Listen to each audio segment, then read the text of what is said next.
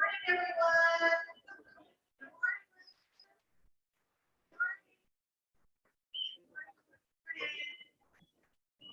Hope y'all had a restful weekend. Please make sure you sign in with the secretary at your department or your campus, just like you did for convocation. Okay? Time to have something big like this, that's how we're going to do it. Okay, so I think it's a little bit easier and quicker. I see many of you came prepared at this session. That was very smart. So it is going to be a long day, but let me tell you, it is going to be a great day. The information you're going to receive today is so needed. It is so needed. I learned about I Love You Guys Foundation a few years ago when I was involved with the school safety committee for the governor, and they do excellent work for all across the country. So I really appreciate the fact that Dr. Sandoval was able to get them, he contacted them to come over here. We live in Connecticut and somewhere else. We're going to learn more about them. So I thank them for coming. Let's give them a huge brand of welcome.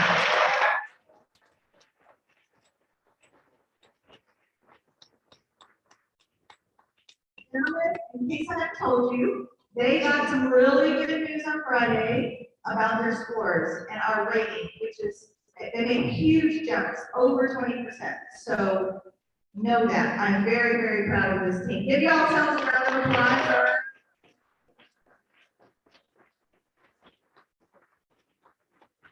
At 8:45, I need to go into Coach Montgomery's office to download some things that TA is sending us. But I'm going to come right back in. So don't think I'm missing it, okay? I'm already sensitive about it. It's just something that TA is sending us that I have to download.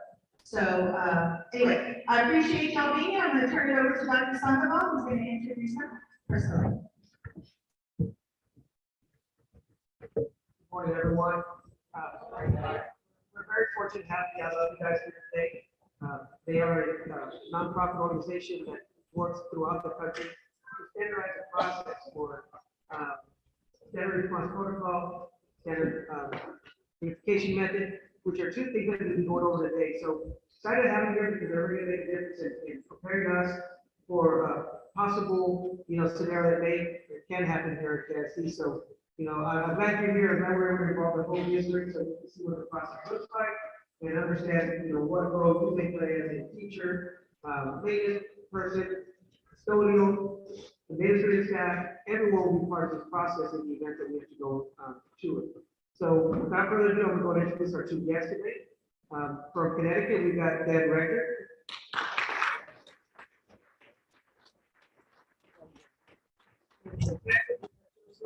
Bruno.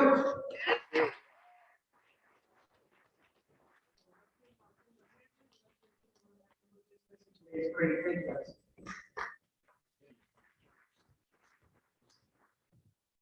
So we're going to start out real quick, just going to tell you guys a little bit about us, and then we're going to learn a little bit more about you. I'm not going to stand up here all day, but I know we have some other people over there, so I just want to say hi. But I'm Dan Rector. I'm one of the full-time staff with the I Love You Guys Foundation. I'm their emergency management planner. I'm from Connecticut. No, I live in Connecticut. I'm from America, so I've lived all over. I currently reside in Connecticut. And then this is Joe. Hello, good morning. Like I said, my name's Joe Bruno. Very hard to remember, even harder to spell. So everybody usually 17 years, week into my first week of training. I've been a law enforcement officer for about 17 years here in Texas. I was at UT San Antonio for 15. Now I'm in Austin, UT Austin, the flagship institution. I've been there for about 2 years.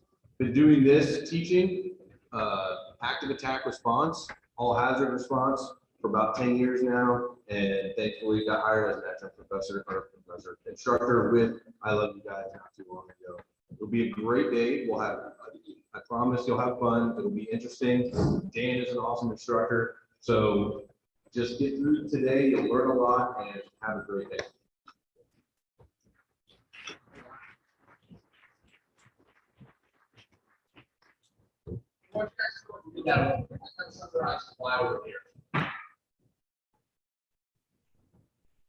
So if you're trying to come up with a plan, you're going to do to respond to something, the moment of, the day of, it's too late. I don't have to figure out. We need to figure out what we're going to do beforehand. Start things off, we say how. That'll take us. No, what's the football team you guys have? Any Cowboys fans? Yeah.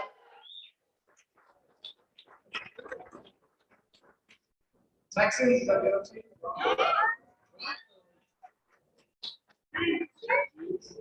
I'm a Cowboys fan by default. My dad's side of the family is from somewhere in Texas, which I've never been or seen. So we did our introductions. Learn about me a little bit, Joe. Normally what we'll do in a group that doesn't have 7,000 people is go around and have everybody stand up and say who you are and where you're from. Because we have a little bit of a hidden agenda when we do this training. And that is, we want to help build relationships. Right? It's key to see who is in your community, who's going to be coming when you guys need help. So instead of doing that, we're going to modify it a little bit. So what I want is if you are a teacher, you teach, let's say, pre-K to second grade, go ahead and stand up. Where's my teachers that are in the house? Any teachers? All right. We're now very much about 3rd to 5th grade. Any teachers 3rd to 5th?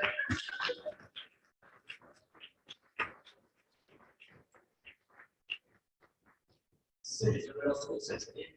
Right? Middle school teacher, 6th to 8th grade. Any of that?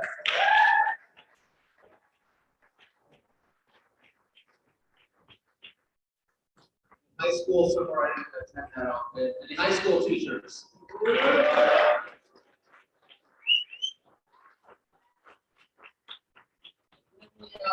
Assistant principals, principals.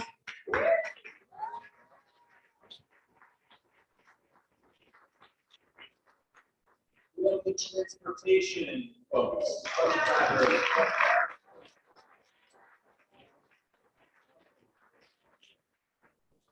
Maintenance folks, maintenance guys.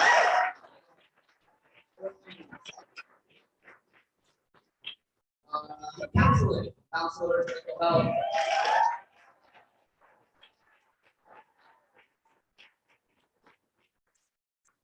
Let's see, who am I missing? Do we have any community partners outside the school? Law enforcement, fire, community. Not yet. Two of my favorite groups of people. Nutrition services, cafeteria.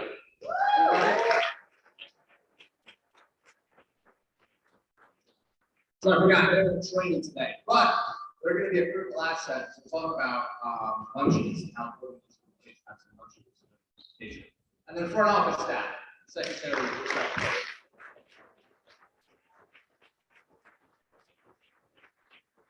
These are the people that know everybody, right? So they're going to be a huge asset, and they're going to get stuff done. So it is like those maintenance people. Anybody I missed? Any groups that? Nurses, my wife. We have nurses.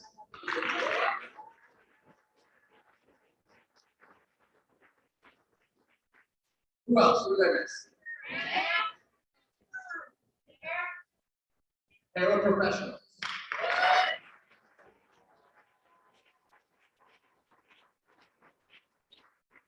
Yes. Anybody else? Who else is out? Special education.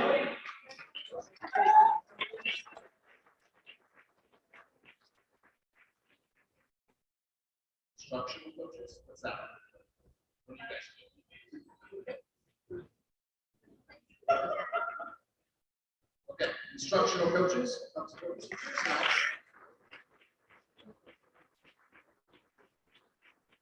Travel all over the country, so it depends on where you are on football stuff. Who else? Anybody else in the room we didn't mention or highlight? Central office, district staff.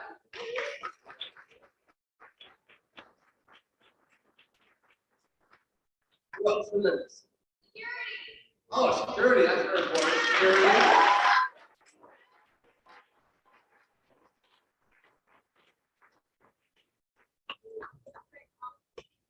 Ooh.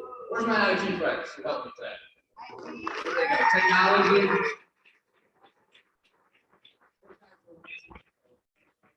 This set up today.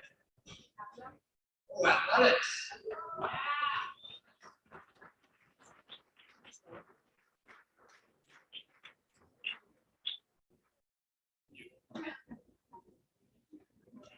Administrator. She knows everything. Anybody else in the house like this? We have a job and we didn't have it. So the goal is, we want to see who's here, because these are all valuable resources that we need to build some connections. So if you heard a name or you heard a title, like I didn't even know we had those, you can reach out and figure out what we do. They most likely are going to be showing up at their school if something happens. So the reason that we like to do introductions, this is a little modified. Normally I like to stand up and say something, if you guys stood up and clap. It's because it's called the activation phenomenon. Is there any way to turn you up? Get you up here. You want to go closer to my face? All right, I'll do that. I can yell. That's going to be too loud. So it's called the activation phenomenon. It's based on the relational coordination theory. Basically, what that means is if you say something at the beginning of some type of event, you're more likely to speak up and you're more likely to engage as the day goes on or as the process goes on.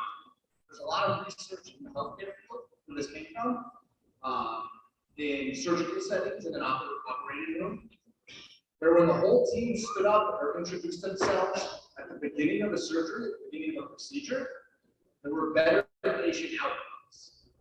Right? And the reason was they found that those surgical teams were more likely to speak up and say something that they noticed was wrong throughout the surgery. So that's my goal. Now that we've all stood up and kind of clapped, we've engaged a little bit. If anything throughout the day doesn't sit right with you, raise your hand. You might have to yell at me because there's a lot of you if I don't see you. All right. Get my attention. We'll talk about it. And I want this to be super interactive. All right. That's why it's very, very important. And this is another one of the foundations philosophies, but also my personal philosophy. We are not experts. We are avid students who want to continually learn. So our goal, my goal, is I want to learn something from you today. Is if you can learn something from me as well. Okay? So don't call me. I hate that. Because I think there's always something to learn. And we can be as interactive as you want. You guys just want to sit there and stare at me with googly eyes. That's cool. I think you want to have some back and forth conversation. I think that's more fun. I think that's better. That's why I kind of wander around. I don't want to sit up there and answer you. If any of these give you any heartburn, right? So this doesn't sit right, not lunch, but something I say, let me know. Let's talk about it. Because there's no cookie cutter solutions. Right? I'm from Connecticut. What works in Connecticut may not work down here in Texas. I was just in Virginia this summer alone, Wisconsin, Utah, Oregon, just for last week. Everywhere's a little different. So we're going to provide you a template, outline. We're going to provide you some tools that you can take and make your own. But I'm not going to be able to provide you exactly what to do here. Okay? Because your policy is different, your environment is different. We kind of talked about that as we go. So next thing I want to talk about is note taking. Just got right louder. Is it louder than over here? The worst thing you can do is sit through this training, learn some stuff, have it in your head, and then go home and forget all about it. Okay, so if something I say jogs your memory, write it down, send yourself an email. That's what I do. I'll come home and I'll have about 56 emails from myself, stuff that I have to do. But I want you to think about things so that you go home and you actually take action on them and you don't just forget them. Okay? These are some things that I want you guys to remember. What's the policy? What organizations aren't here that maybe I think I need? What other people can I think of that aren't here that I might need? Any questions, comments? You can write them down, or you can just raise your hand and talk about them now. As far as comments, we do put a little evaluation QR code up at the end of the day. Our goal is to continually improve our training. So if you have any comments on how we can make it better, please write those down. We want to make the training better. What you guys are going to see today is not the training that we delivered back in March, because we're continually improving. So the policy, oftentimes I'm gonna do this, big P, that's a P. You're gonna ask me a question, and I'm gonna do this. I don't know, what's your policy? I can't tell you what you are allowed to do in certain situations, okay? Your district, your city, county, your state has policy and laws in place that you have to follow. And if you don't have a policy for something, maybe you have to go home and come up with one. And that's going to kind of be that school district central office role to develop a policy, but it's up to you guys to maybe prod them and remind them, because they have a lot of stuff on the plate. So if they're like, hey, I need to know this. What's the policy? If we don't have one, keep open a little bit until you get an answer. Sorry, I just gave you guys that word. We're a team, right? We're here, we have to work together. Again, it's a community effort. It's more than just about a school district. It's more than just about your school, even your department. There's a lot of people that are going to come to help you, fire, police, other community organizations, and people. It's all about the people, both the staff and then the students. The students are the main reason why we're here. Again, if you leave here without some homework, we failed. I'm not going to give you a plan that you're just done. You check the box, you put it on a shelf. You're going to leave here with some actions that you guys have to take to build out a plan, and you have to practice. Again, questions, comments, let me know. All right, guys, ready? So what are we talking about today? Any ideas? Safety. Security. What's the big overarching idea? Situation awareness. So we're going to focus on two topics, mostly SRM, Standard Reunification Method. So something happened at a school that resulted in an evacuation, you had to go somewhere else, and now we have to make sure that we get students and their family members back together in an organized way. And I want you to kind of immediately pull your mind away from that active violent event, because it does not have to be an act of violence that results in an evacuation. It could be a hurricane, it could be a gas leak, it could be a power outage, it could be a crazy squirrel in the building. A wide variety of reasons could result in an evacuation when we have to get students back together. We're also going to talk about the SRP, Standard Response Protocol. All right, so the SRP is your all hazards approach, institutional-wide, of what we do for a variety of events. We're going to touch on it. I'm going to give you just enough information to be dangerous, because the SRM, Standard Reunification Method, was built upon the foundation of the SRP. Those are the two programs that the I Love You Guys Foundation has. You need to know what the SRP says to get through today's successful. We're going to talk about relationships. So we're kind of getting through it a little bit, but I don't know if you guys have heard about this thing that happened in the past several years. Into the sea. COVID. And what we kind of saw is that a lot of relationships have suffered, right? It's kind of amazing that we're all in these two rooms right now, right? So that's our main agenda. We want to rekindle some of these relationships because they're important. We're going to introduce you to one of the foundation's relationships. This is Deputy Chief A.J. DeAndrea. He's had a pretty interesting career. So he was on one of the first SWAT teams that went into Colorado. He was a SWAT team leader at the Platte Canyon school incident, which we'll learn about in a minute. And he was one of the first officers on the scene at the Youth with a Mission shooting. So this is one officer that's been involved in 3 pretty high-profile events. So he has some experience and some knowledge, and we want to learn from him. But unfortunately, that's not him. His nephew, again, this is a pretty tight-knit family, was in the library of the Arapahoe High School shooting, the same library where the perpetrator suicided. His daughter was at the Thousand Oaks bar shooting, barricaded herself in the attic with some others above the kitchen and survived. So now we have AJ, who's been directly involved in 3 pretty close, or 5 high-profile active violence events. We're going to bring his voice to this because he has some experience. This is what he says. Tactics are intel driven.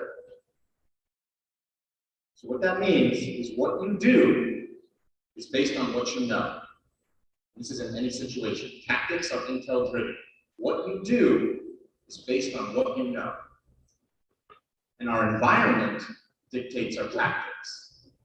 So where we are determines what we do. So your environment being different, environment being a school with classrooms and hallways, it's going to be different than an office building. It's going to be different in a gymnasium or a cafeteria, which is somewhere else. So I want you to kind of keep those two things in mind as we go throughout the day. Tactics are intel driven, and our environment dictates the tactics. We're going to talk about a black swan real quick. So it's interesting, prior to the discovery of Australia, everyone in the world knew that all swans were white. Black swans could not exist. It became a metaphor for that thing, that impossible thing that could never happen. You'd sooner see a pig fly than find a black swan. However, after they were discovered, they took on a new meaning. Black swans and the idea of a black swan became that thing, that inconceivable thing that will never happen, that cannot happen, that will not happen to me, but happens anyway. Or maybe it changes the world.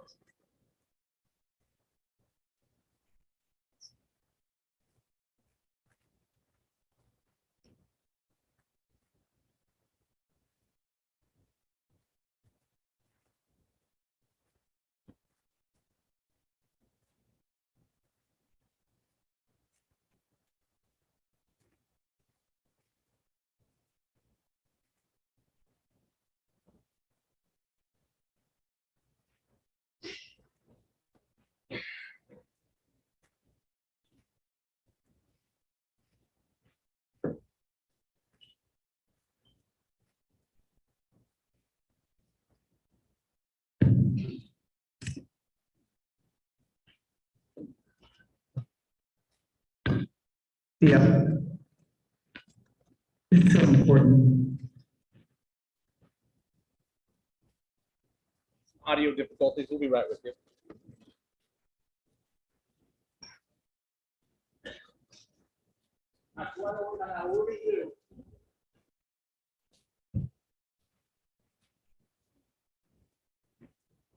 We're gonna get the audio back up.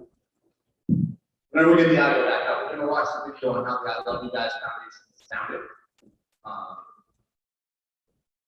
T's family lost their daughter Emily in a school shooting. We're gonna watch about that. But in the aftermath of the shooting, they developed a foundation. And this was the mission statement that they came up with within days of losing their daughter.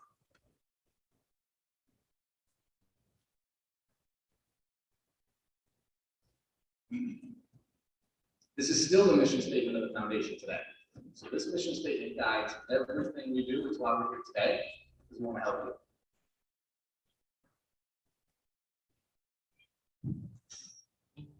September 27, 2006 began like any other school day for the Keys family, with Mother Ellen dropping off her 16-year-old twins, Emily and Casey. We were running a little bit late, so we didn't get a hug, but no big deal. We got the I love yous. And that was it's so important. But just a few hours later, the unthinkable. Ellen got word that something was terribly wrong at school. She gave me a call and said something's going on at the school. Shots fired in room 206. Room 206 was Emily's classroom, and as her dad raced for the school, horrific details began to emerge. A gunman had snuck into Platte Canyon High School and had taken 7 girls hostage, among them their daughter Emily. That was scary. That was really scary. You knew there were guns. A gun. A gun, and you knew the possibility of a bomb at that point? You did know that. Amid the chaos outside, John Michael became desperate to make contact with his daughter. I look at my cell phone, I've never sent a text message. And I looked around and said, is there anyone here under 30? I need to do a text message. And the reporter from the Plume was up there. And she looked at the phone and quickly typed in the letter R. You, okay. So Emily receives a text message, "Are you okay?" In their room. And within minutes, I get one back. And it says, I love you guys. When you saw that, You know, in hindsight, I'm saying, she's in there, she's scared. Horrible things happening in that room. And she sends that.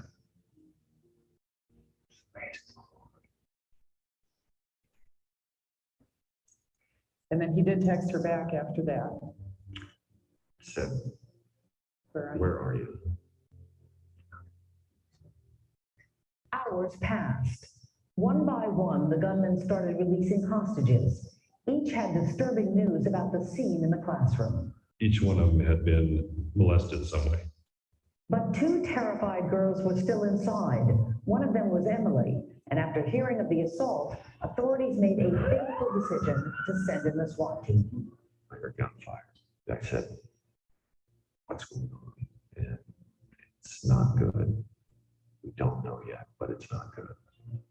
And they brought Emily out in front of me, 30 yards away, maybe. At that point, I learned about where she'd been shot. Before taking his own life, the gunman shot and killed Emily Keyes. It was just 2 weeks after her 16th birthday. She's a little hero. She's a force of nature, as you would imagine. It's her, God. Today, the Keyes family is determined to turn this tragedy into something positive. They started the I Love You Guys Foundation and worked full-time in helping to promote school safety. A family forever comforted by those 4 simple but now so meaningful words.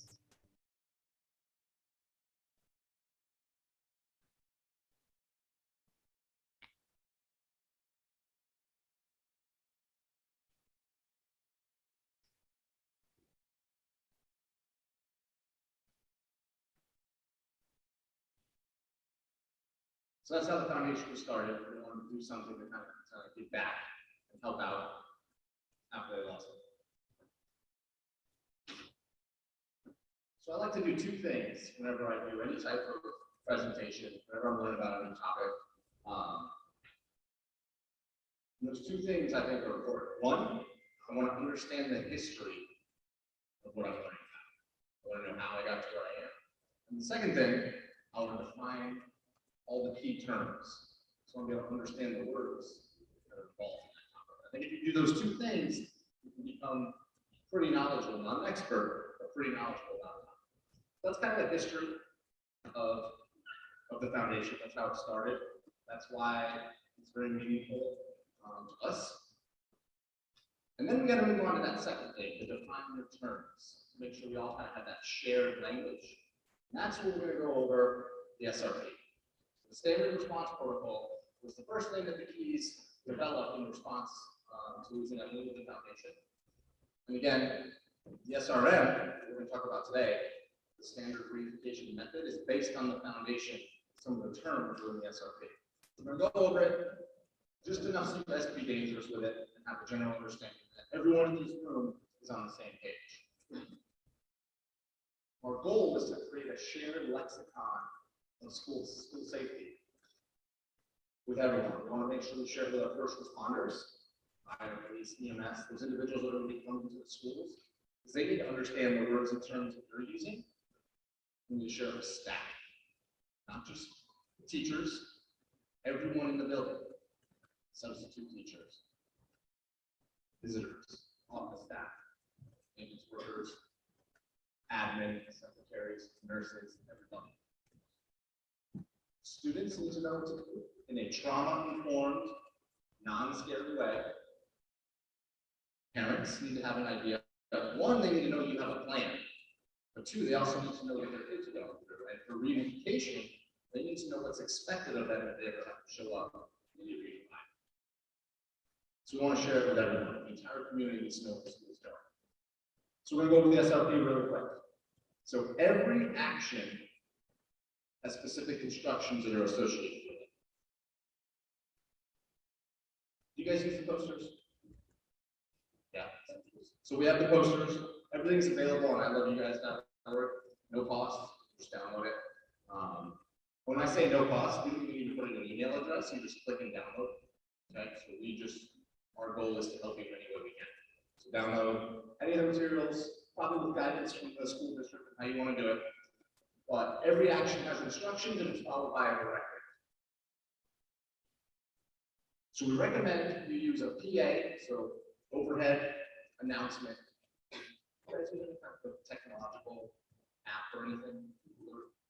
No, okay. Some schools do, even if they do, you still want the PA system, right? So it's going to sound like this. So the first one will be a hold. Hold in your classroom, hold in your classroom. That's what you wrote this for. Hold in your area, hold in your area. So one thing I want to touch on is it's important that PA works in every single corner of your facilities, everywhere on the property. If you intend to use an overhead announcement, can it be heard everywhere? Every nook and cranny? If not, let's write that down and figure it out. So what is a hold? We need to keep the halls clear for some reason. So a hold is a good measure to use within a facility. Any idea why we might want to keep the halls clear? Any thoughts? No. This is part where you guys talk to me.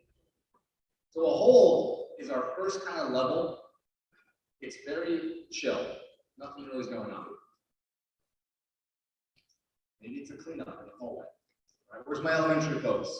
What's the easiest way to get more vomit in a hallway if there's already vomit? Introduce some more little kids into said vomit. Right? Medical issues are the primary reason. Someone hits their head, someone fell, maybe an altercation, bloody nose, there's blood in the hallway, whatever it is, you're like, you know what? Let's just keep all the kids where they are for 5 minutes. Let's get that cleanup done without everyone walking through it, and then we go back to normal. Some schools have used it for this. So if the security, this is going to be a call from the security. They say, you know what? We think that it's just better. Let's not get everyone wound up. We know exactly where the weapon is. We're going to call a hold. We're going to go retrieve it. We're going to get it out of the building, and we'll go and have a chat with that student. That's going to be, some schools are like, no, we're going full lockdown in that case. So that's up to you. That's a judgment call depending on the situation, depending on our environment, and depending on our intel. But security is going to make that call, or law enforcement. Students, you just remain in your classroom, you remain in the gym, you remain in the cafeteria, wherever you are, you're just hanging out. Business as usual. No drama, nothing really changes. We just need to keep those hallways clear. Okay? Just hanging out. Now, what do we think? What about class changes? So middle school, high school, bell rings, join a hole. Nope. Stay where you are. This is where training the students becomes important because they need to know that. Staff needs to know that. Teachers can either keep teaching or, hey, take out a look, read, do your homework. I was a big fan of doing homework in school.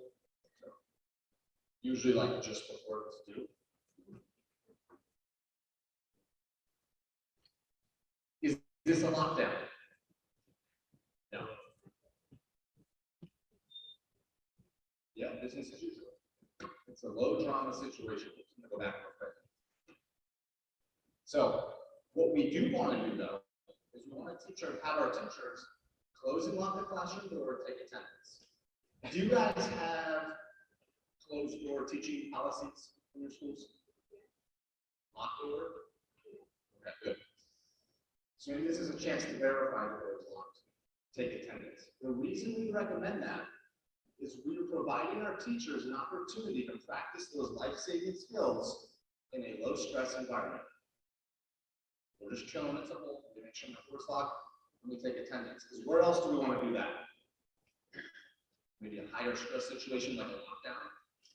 So we're giving them a chance to train and practice when it's not that big of a deal.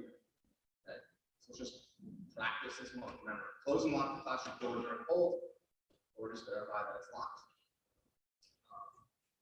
And take attendance if you want to know who's in the room. All right, so the next one is secure. Secure, get inside, lock outside doors. Secure, get inside, lock outside doors. Essentially what we're doing for secure is throwing up a perimeter. We're turning the school into a castle. Okay? Because there is a threat or a hazard outside the building.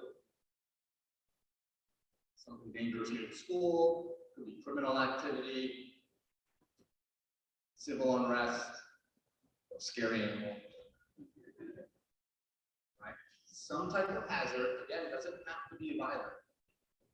There's something going on outside that we want to make sure doesn't get inside. A lot of schools will go to secure if there's a police warrant, being conducted in the neighborhood, and maybe it's a high-risk warrant, so law enforcement calls the district, like, hey, let's put your schools into secure, because if they have a runner, they don't want them trying to take refuge in a school. So that's where it's very important that law enforcement understands your protocols, because if they tell you to go to a lockdown, that's a whole other event, right? So they need to understand that you even have a secure, that you use a secure. So it's very important, especially for my admin and my school district folks, that we have briefings and meetings with our law enforcement to understand what a secure is. So we're going to get inside, we're going to lock outside doors. Do you guys have a secure pretty much at all times? Are your exterior doors locked? All the time? Good. We're just going to verify that it's secure. Inside, business as usual. It's basically a hold, right? Nothing changes. The difference is the perimeter is locked down, and we can change classes. Okay? We just have that perimeter. We just turn the school into a castle. But inside, nothing changes. For the school, for the students, they're probably not even going to know a difference unless they're supposed to go outside for some type of, PE or something like that. Inside, their day is going to be completely unaffected. Schools across the country that use our protocol are in and out of secure all the time, multiple times a day. Right? A secure and a hold can be released the same way it was announced, PA, once the intel says, hey, we're good to go. That does bring up, how do we notify everybody? PA is good. Do you guys use, when teachers leave the building, do they have radios? Not everybody. So if they don't, how do you notify them if they come back in? We're big fans of push-to-talk radios. Understand there's a cost involved with that, but we want you to be able to communicate with your staff. If you use them, though, if you begin using them, you have to develop a radio culture. You can't just be, hey, there's an incident, now we're going to start using radios. Because the problem with push-to-talk radios is there's a very specific sequence that those things have to happen. It's push, then talk, then release. It's not start talking, push, and then release while you're still talking, right? And you have to get used to always using it. If you're looking for someone, you have schools that, hey, Mr. Jones, I'm looking for you. You can turn over, and Mr. Jones is right there, because they just use the radios all the time. So that's our recommendation. Teachers, if we're outside, let's bring all those folks inside, and maybe we're going to increase some situational awareness, okay? Because where's the hazard during a secure? Outside the school. Inside, business as usual. Brings up one more point. Who is allowed to call a secure? Who has the authority to do so?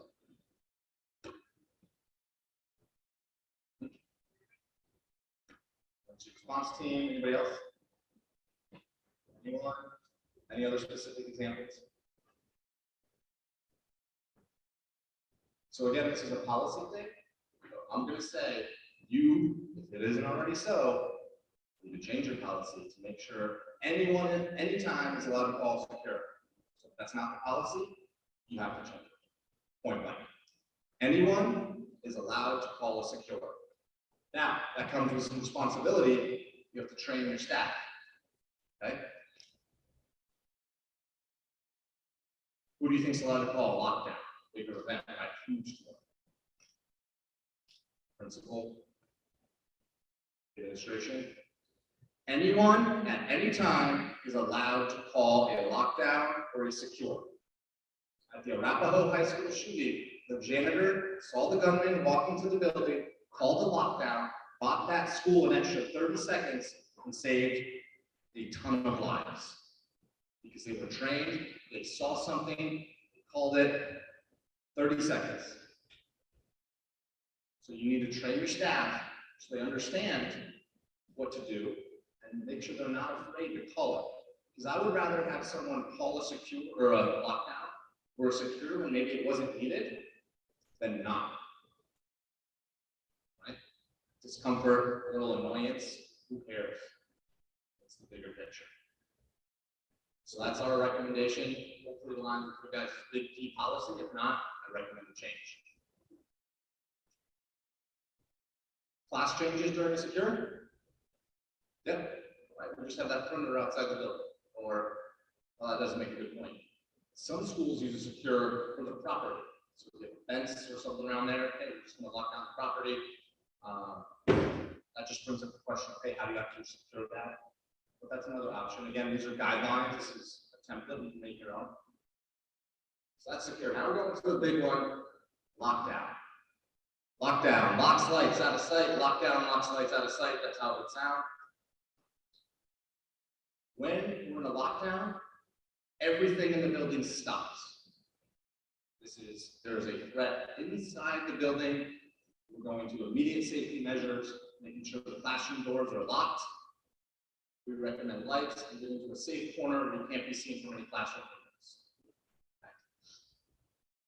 Something dangerous in the building. Could be the wrong person, non-custodial parent, could be a grizzly bear. What's the craziest animal you guys have down here? Rattlesnake? Maybe for rattlesnake to go to a hole. You want anything bigger? A hyena? Okay, we're going to lock that.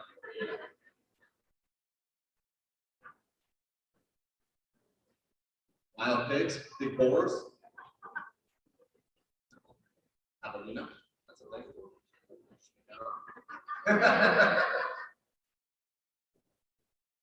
Should have worn my Bigfoot shirt. It's a wrong person. Speaking of crazy animals, where was it? Montana, cool shirt. It's Bigfoot walking in a uniform on a leash. So if you see that in your school, we're going to lockdown. Weapon report in a locker where maybe security's like, nope, we're going to lock down. We need to deal with this, we're not sure. Or something worse, right? Everything in the building stops. This is right inside the building. Lock and close classroom door. We have a closed lock classroom door teaching policy. Take 2 seconds to verify it. Teachers, if you know you have someone in the bathroom, this is a personal decision. You can do a quick scan to see if you can point one from the hallway, or you just keep it locked. That's going to kind of be one of those situations where you have to realize if you open that door, now you just potentially allow someone to come in. Turn out the lights. Remember, if you can't see out the corridor window, they can't see into you. Because the goal is, we don't want to give any easy targets, right? If someone's on the move looking for something and they don't see anybody, they're going to find that easy target. If you're in a classroom when a lockdown is called, the main thing to remember is locks, lights out of sight. As students gather in a safe area of the room, lock the door and turn off all lights. Have everyone in the room move to a location that is out of sight. Pick an area of the room that can't be seen from interior windows. An actual lockdown may not be resolved for several hours. Here's how you should wait. Stay in the safe location. Don't move around the room. Remain silent. Staff, take written attendance of who is in the room. Note anyone missing and if you have any extra students for staff. Do you guys do lockdown drills? Here's the question. Simulate threats during your lockdown drills? Yes. So again, that's a district policy. We don't recommend that you do. We'll talk about why. We want to conduct trauma-informed, any psychologist. So our goal is to not scare kids, but give them tools. We're going to talk about some ways to do that. And later today, we can do our reunification exercise. We are not going to provide you with a scenario. It's going to be, hey, an evacuation occurred, kids are here, parents are arriving, go. Because it doesn't matter why they were there, at least at first. Right? As you get more advanced through the process, then you can start, adding in different scenarios. We want to learn the basics. So what's the difference between a secure and a lockdown? Lockdown. And, yep. So secure, nobody's moving, or sorry, lockdown, nobody's moving. Secure, business as usual, you can move around the interior of the building. Good. So here's a question. What if you're outside and you hear that announcement over the PA? Lockdown. What do we do? The idea is I hear some discussion. Yell at me. You're outside, find a safe space. So let's think about this. What's our philosophy? Environment dictates the tactics and your intel. So if you're outside and the lockdown's called, the threat is most likely inside or very close to becoming inside. So let's not go inside. Right? Let's get the heck out of Dodge. Now that brings up a conversation with your staff and students. Where do you go? Most likely they're just going to disperse. But we need to have that conversation that self-evacuation is a valid tactic depending on where you are. The reason we don't recommend self-evacuation from a classroom, and if you ever come to one of our 4-hour SRP trainings, you'll see the video. If you have, let's say, 3 classrooms of 20 kids, you have 60 kids all of a sudden spill into the hallway, and a perpetrator comes around the corner, fish in a barrel, target-rich environment. So that's why we don't recommend going out of the classroom into a hallway if you don't know where that threat is. So self-evacuation, if you're in the hallway and you can't get behind a locked door, like, yeah, let's get out. If you're outside, let's get out. So I'll share a story really quick where self-evacuation is a valid tactic. And I think what we want to do, not just as educators, but as a society, is give our youth the power to think critically about a situation. Not just be robots that always do what they're told, but analyze a situation, see what's going on, and make a decision. So Riken Posey, I'll back up a step. Carly Posey, Riken's mom, is our mission director at the foundation. Riken was in 1st grade at Sandy Hook Elementary School in the classroom that the gunman entered, and he watched the gunman shoot his teacher. He then watched the gunman shoot his classmates, including his best friend. Then the gunman stopped to reload. They don't know how or why, but he thought critically about the situation, made an instantaneous decision that he was going to leave the room and run. Ran right by the gunman, brushed up against his elbow. Him and 900 kids got out and were the ones that survived from that classroom. So self-evacuation, we think critically about the situation. If he was to just lock down in a corner in that situation, not the best call. But talking to Carly and Dave, Riken's parents, they would have much rather had the school been in a lockdown with a locked door teaching policy so that their son never had to see or experience those things. Because they'll tell you, the 1st grader that came home that night is not the same 1st grader they sent to school. So that's why I recommend locking the door, creating that barricade. It's a time barrier. But self-evacuation is a valid tactic depending on where you are in the situation.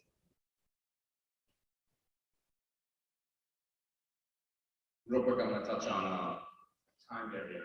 Our intel shows us that the majority of these times, active violence events, 70% of them are over within 5 minutes. 90% are over 10 minutes. So all we really need is some time before the cavalry shows up. Right? We have to build those relationships with law enforcement so they know our plan, they know what we're going to do, and then they can come in and help. So that's the goal. We need to buy some time. A locked door allows us to buy time.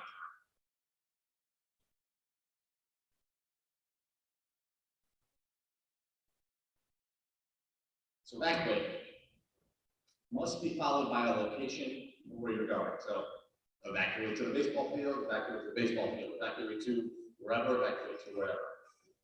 Do you guys ever do fire drills? Once a month? My goal is that all schools stop doing fire drills. No reaction. I want everyone to do evacuation drills. Because what is a fire drill? It's an evacuation drill. But what we're doing by doing an evacuation drill and having some discussion about different reasons we might need to evacuate, we're giving our students the chance to think critically that, oh, I might have to get out of this building for a reason other than just a fire. And we don't have to incorporate multiple training modalities to do it. Because if there's a gas leak and you call an evacuation, we're going to get out of the building. Right? It's no different than a fire drill. It's no different than a fire drill is a fire evacuation training modality. That's all it is. Anytime you need to get out of school, let's do an evacuation drill. Now, there's some laws and legal, policy that you have to do fire drills. So you conduct your evacuation drill, you just write to the state that that was a fire drill. You could do different hazards associated with these evacuation drills. If you need to get out of the building, it's an evacuation drill. But you have to tell people where to go. That's my kind of philosophy. And if we think about training, we identify a hazard, we come up with a response to that hazard. So if we think about fire, fire is our hazard, our response is an evacuation. We conduct training with our staff and students on what to do. Because of a fire, right, we're gonna evacuate, and then we practice an evacuation. It's the same thing with gas leak. We identify the hazard, it's a gas leak in the building. We come up with a response action, it's an evacuation. We talk about it, and we practice it. The goal there is that each action, and we recommend 5 of them, can be linked to multiple hazards. Do you guys currently have or ever have scenario-based responses? So you get a book that's probably this thick, and when you get the wild squirrel that's in your building, you flip the page, it says wild squirrel, and you get a checklist of what to do. Some schools have scenario-based. Oh, it's a gunman in the building. Let's look at that stuff. No, he doesn't have a gun, he has a knife. Let's look to somewhere else. It doesn't work. That is antiquated, old school response. You need to have something that you do that covers a variety of reasons, right? So the initial actions need to be generic. Okay, it's violent, something wrong in the building. Let's go to lockdown. Now, once we get more intel on what it is, then we can get more specific for our response, because our response might be different than what it is. So we're not fans of scenario-based response. This just takes too long, right? We need to act immediately. So back to evacuate. We go to a location. We talked about self-evacuation. That's a valid option depending on what's going on. Might look like this. During the initial moments of a school violence situation, the official call for a lockdown may not have occurred or not have been heard by everyone. You need to assess your personal safety. Consider your best option. This may include staying in a classroom behind a locked door, hiding, or evacuating. Self-evacuation, which means exiting the school and leaving the campus, is an option. If you're in a hallway, common area, or near an exterior door, self-evacuation may be your best choice. Once you've arrived at a safe location, you should immediately check in with your parents and the school district to let them know you're safe. So that brings up an interesting point. How many of your kids know that school district phone number? 0. So it might be an opportunity of assembly, say, hey, if you ever found yourself outside of school, lost, for whatever reason, call this number, send it home to parents so that they link up with their kids, they know what to call, because it's going to help you get accountability during reunification. The reality is, though, it's going to take hours, a long time to find all those kids that went to the woods. But it can also be a beneficial tool if you're on a field trip or you're somewhere outside of school and they become separated. Now they have a way to contact the school. If it's a violent event, it's probably going to be a police-led evacuation, right? So police are going to come in, they're going to take over the site, and they're going to kind of run the show from there. But schools still have to be involved. When law enforcement begins the evacuation, here's what to expect. An officer will unlock your door and enter the room. Stay where you are. The officer will give you specific instructions you must follow. Springfield Police Department, you're safe, everything's okay, we're gonna get you out of the building. I need everyone to follow my instructions. I need a single file line, leave all your personal property on the floor where it is, form me a single file line right here at the door. Teacher, I need you in front, please. You will be asked to leave your stuff behind, form a line at the door with the teacher in front. I need everyone to hold hands with the person to your right and left. Hold hands with the person in front of and behind you until you reach your final destination. Wait quietly for further instructions from the officer. Teacher, I need you to walk out all the instructions of that officer right there. Go ahead. You will be told to proceed to the next officer. Walk, do not run, and do not talk. Walk towards the stairs. Follow the directions of the officers guiding you during the evacuation. They could be giving you verbal directions Right to the stairs. or hand signals. So that's just a way, and it kind of depends on your local policy. We have our law enforcement friends in the room.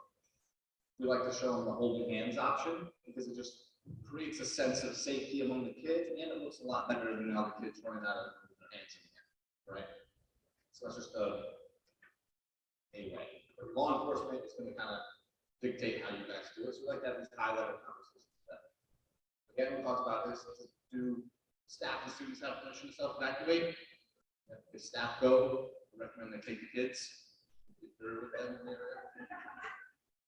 like, heck no. Chance to improve. If you self-evacuate, where do you go? Well, there's some conversations, again, depending on the age, how you're going to frame that. So conversation with a 6-year-old is going to be different from a 17-year-old. That's what you guys are the experts at having those conversations.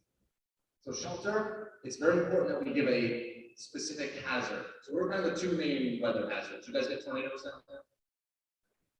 Hurricane, hazmat, you have any like refineries in the area? Yeah. So let's say sheltering for a hurricane event, right, or bad weather, high wind, versus a hazmat. So you just tell someone to shelter. You guys practice, we don't do this in my area, but put like plastic on the windows and all that stuff for a hazmat leak. No, towels under the door. So some schools, I was right outside of Houston a month ago, and they actually have to practice that because refineries everywhere you look. So if you call a shelter, and it's because a tornado is coming through, you start taping up windows and towels underneath the door, we're gonna have a bad day, right? So it's, tornado, get to the tornado shelter, or hazmat, seal all doors and windows, get people for shelter. What it is, in earthquake country, earthquake, drop, cover, and hold, tsunami, whatever it is. So you have to have a hazard associated with it, or a threat that's associated with it. Drop, cover, and hold, seal vents and doors, if you're gonna live in that area, tsunami, whatever it may be. You never know. I don't know what you do in that situation. It's like, heck yeah, they're real. All right, so that's the SRP. Real quick, to make you guys dangerous, if you want more information, iloveyouguys.org. Again, it's all no cost. We just released the 2023 guidance. No major changes, just some more resources are in there. So if you're using the 2021, you're still good to go. This just has some more resources for you. Audience appropriate, so we have pre-K through 2nd grade, higher ed, municipalities. The city and county of Denver uses it because what they saw was we have all these kids come out of school, they know how to use the SRP. What can we do to keep our people safe? Let's just use it. So anything we can do to help you out, all the posters are on there. Presenter workbook, so if you guys want to go train your staff, train your students, PowerPoint presentation, keynote presentation, it's all on there for you. Handouts, you can send stuff home to parents. That's Chuck Michael, you can barely see him. He's the founder, along with Ellen. If you want a better idea of what he looks like, just picture a member of a biker gang and Jesus and blend them together.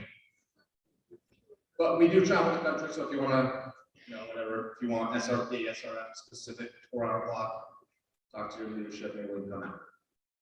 All right, so what we're going to do is we'll take a 10-minute break. So let's be back at 9:15. All right, you guys can take a longer break if you want, but right now we're planning on getting out of here at 9 p.m., so it might shift a little bit. 9:15, thank you.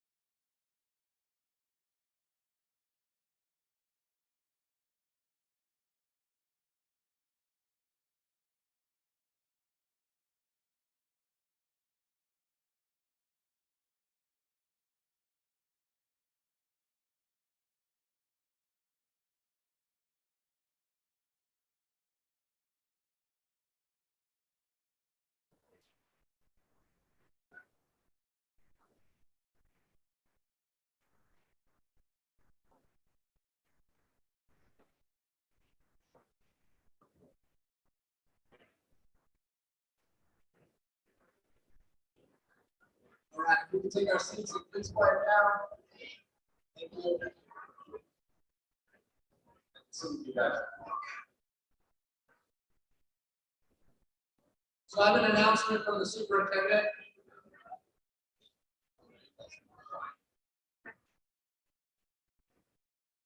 So if you guys need some of these extra seats, feel free to come down.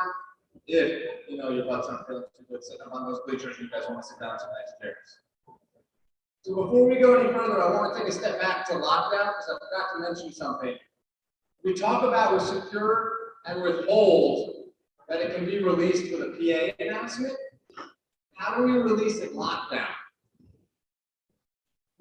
Anyone have any thoughts, ideas, anyone know the answer?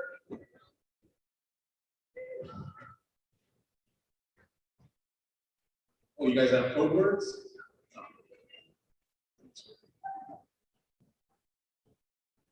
How do you guys release a lockdown when you train a lockdown drill?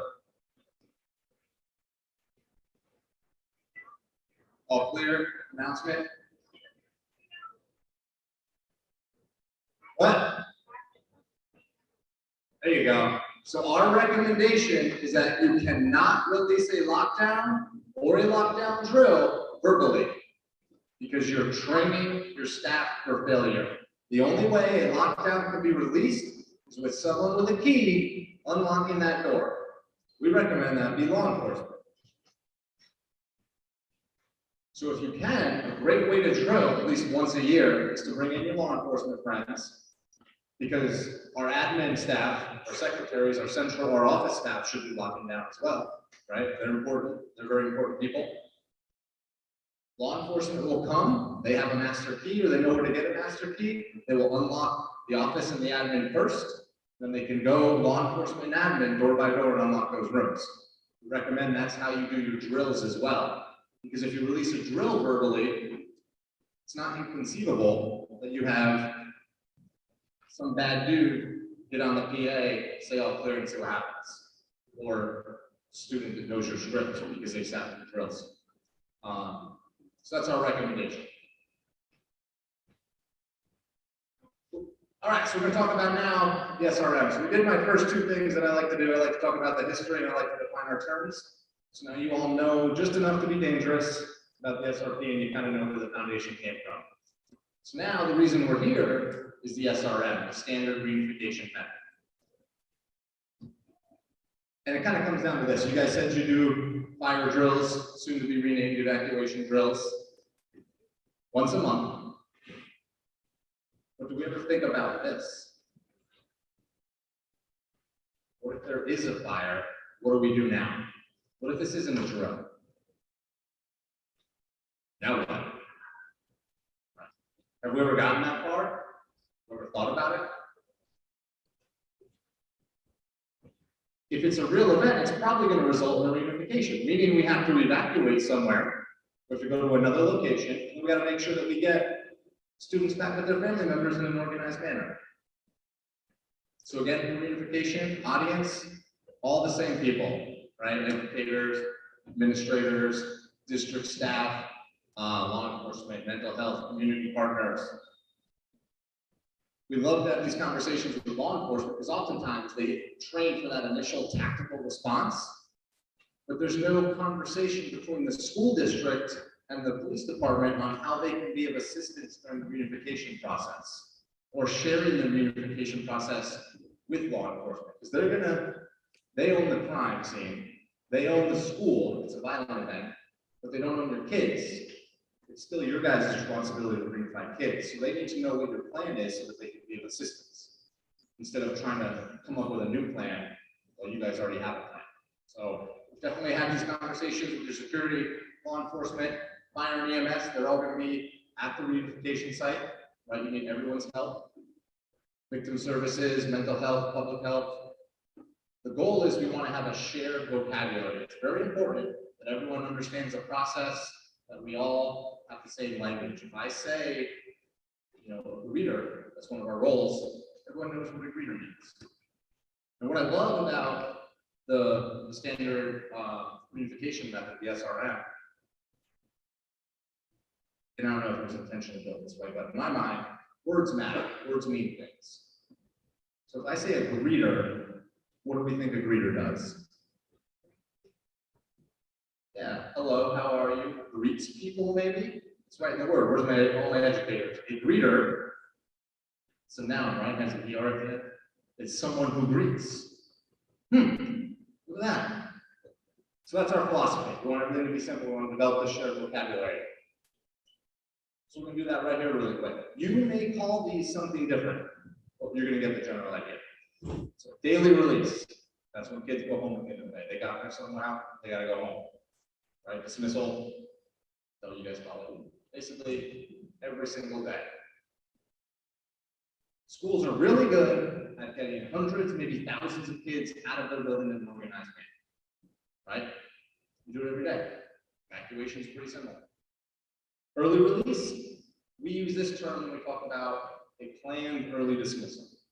Okay, so either a holiday, maybe an in-service professional development day for teachers, where you get to work long and the kids get to go home. You guys just call those early dismissals? Yep, early release or dismissal. Then what we call a controlled release is basically an unplanned early dismissal due to weather event or for some reason it's not planned, no one knows about it. Something comes in, we're like, uh-oh, we have to go home within 30 minutes, start calling everybody, right? Early dismissal, release, unplanned event. Typically, that's the one that's going to result in reunification. Unplanned for some reason, could be violent, could be non-violent, could be weather related, or whatever it is. We have an early release of some type, maybe an evacuation.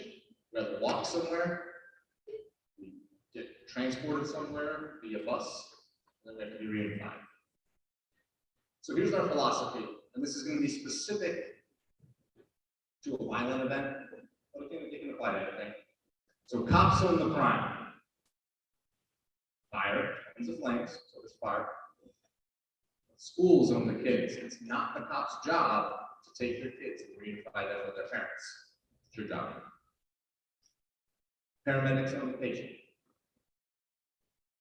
And we're going to talk real quickly about ICF, the Incident Command System. And the reason behind that is we talked about those organizations, law enforcement, fire EMS, paramedics. They're using the incident command system when they show up. They're in an organized command structure. I think it's important that you all kind of understand that structure as well. And in essence, all ICS is a way to manage a large event and to manage large groups of people effectively, which could be a reunification. What's the largest school in the district? That school, how many kids? 900, okay. So you got to manage potentially 900 kids. How many parents are going to show up out of 900? Family members, guardians, whoever's supposed to get it. I would at least double it. So you're probably going to have a total of around 3,000 people converging on here. So we might need to know how to manage large groups of people, right? And the way I like to give this to educators is you guys are a unique bunch. You're very collaborative. Right, everything's a discussion. Let's take 17 hours to figure this out. Right? No, right? Police, fire, it's a little bit different. Right? Sergeant says something, it's yes, ma'am, yes, sir. I have a military background, same thing. Just kind of, there's time and place for discussion, but during an event, during a response, it's time to kind of fall in line and let's get this done. That's what ICS is going to be a lot about. And I'm going to kind of bring it down to the way we can all understand. So I'm not a FEMA trainer, no desire to be. But if you want to go get, spend a great afternoon, be on through this training. ICS 100, maybe. You could learn some stuff. It's a great way, maybe, to spend a Saturday afternoon, a couple beers. But it's there for you if you need it. Sometimes it's a requirement. But the problem is, ICS comes across very militaristic, right? But it doesn't have to be. We can bring it into the education setting and give you some tools that you can use to manage a large scale event and manage large groups of people. Hopefully we can answer some of these questions real quick. Ready? All right, so what is it? What is an incident? When I say incident, what do you guys think about? Any ideas? Anything that's out of the norm? Or something over here? Disrupts the school environment. Does anyone think, oh, something bad, a disaster? Yeah, a little bit. So it doesn't have to be a disaster, but I like something that disrupts the normal. We could also think of an incident as just a large scale event that we have to plan for. School dance. I don't know about this one. So when I'm in other states, football is kind of a big deal. So you might not be familiar with this, but this is a game. You guys play football down here?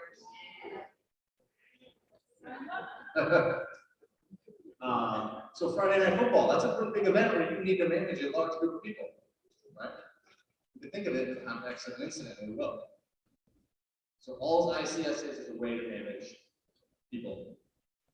Who's using it? We touched on it. Fire, EMS, police, or who should be, in my argument, schools.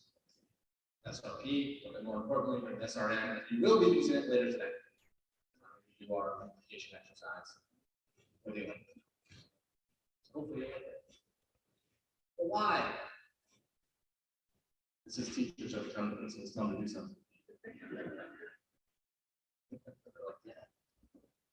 not my son, but he's using that same face. Well, the reason why is because I think it's going to help you. It's going to be more beneficial to help maintain accountability. And we'll talk later. Accountability is my one non-negotiable throughout this process. We cannot lose a kid. We cannot send a child home with someone they're not supposed to go home with. And we don't want to misplace any of our staff. So when I say accountability, it's both the children, students, and our staff members. So how do we do it? A couple principles. Number one, common terminology, no codes. Code red, code blue, soft lockdown, medium lockdown, hard lockdown, none of that stuff works. All right, that's why we developed the 5 actions for the SRP. That's what we're going to use throughout the day.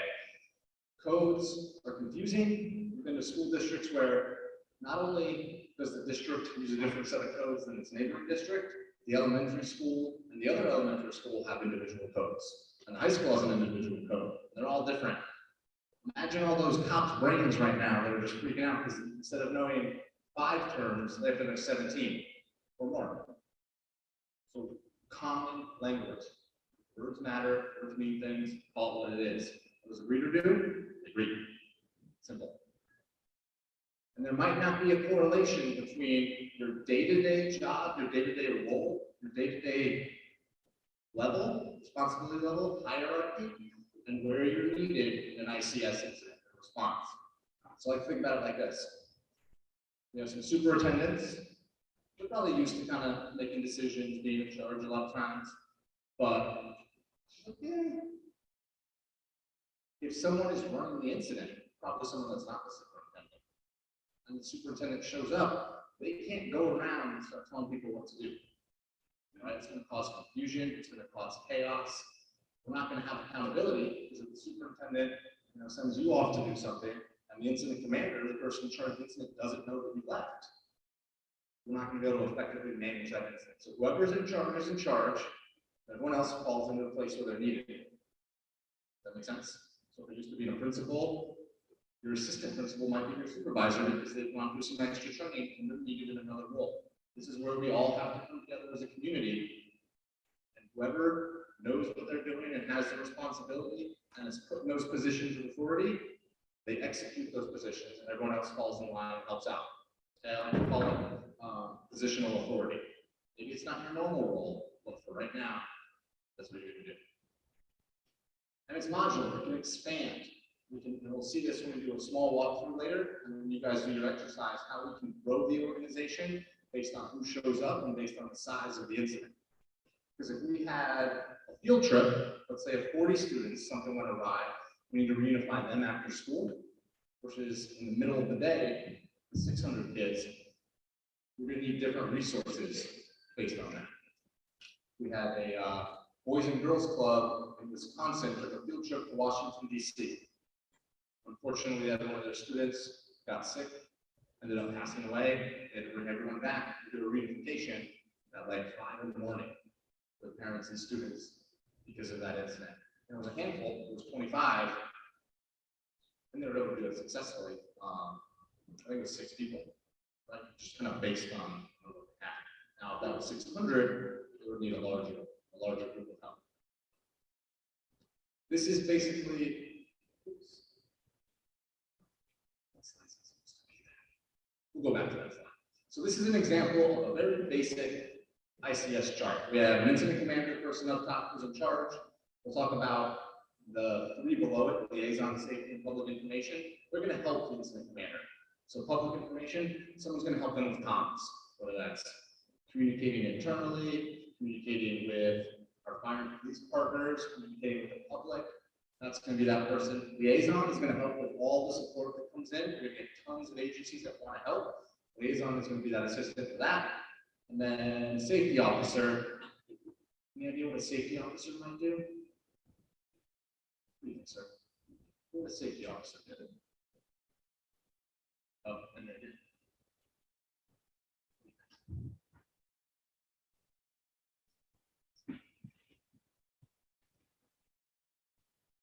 so when we say safety officer, I want that to be the person that turns their eyes internally and takes care of my team, right? Because my staff is going to be tired. My staff needs a break. My staff needs water. So the safety officer is making sure we don't have an incident within our incident. So if we look at the incident commander, they manage stuff. I love this image. It's the conductor, right? The orchestra. Do they play a single instrument? Nope. But it makes, I guess, objectively, I don't know what type of music you like, beautiful music, makes some cool sounds, right? But they're not playing an instrument. They're not doing any of the stuff, right? They're not down in the mud. They're overseeing the whole process. Public information officer, that's going to be the one that helps you brief, helps you communicate with everybody. Liaison integrates. Safety officer, make sure we don't have another incident within our incident, takes care of our staff. They're basically going to talk about stuff and watch it. Now we have some chiefs, some other roles. What do they do? These are the people that are boots on the ground doing the work. Operations does it, logistics gets it, planning plans it, everything finance does. So if you have your staff, maybe it's a 4, 6, 8, 17-hour reunification. You go get some food, get some water. You might have to purchase some things. Basically, this is what they do. 4 bottom-up operations, logistics, planning, and finance. Is somebody's license plate?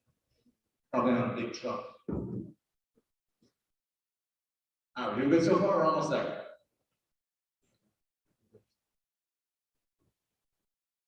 All right, so let's put this in context of this game that you guys have never seen before right now.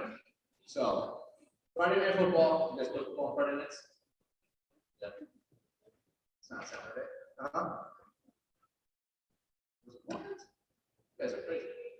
I played trivia, it was always Saturday. So big game, we have all this stuff that has to get done. Right? We have to manage all the people doing it, we have all these activities that get done.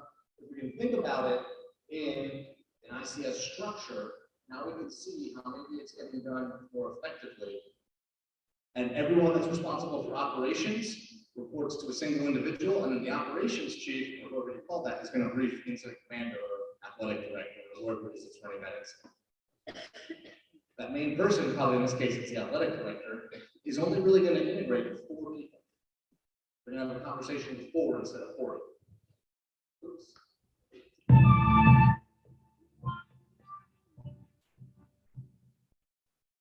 Where's your athletic director? Is this him? This is you, sir. Friday Night Football, this is you. Do you run the show Friday Night Football? Who runs it? The coach. You're in charge of ticket sales and concessions? Yeah, see, that's you. Not the game. He's doing the operations. He's beating the team next door.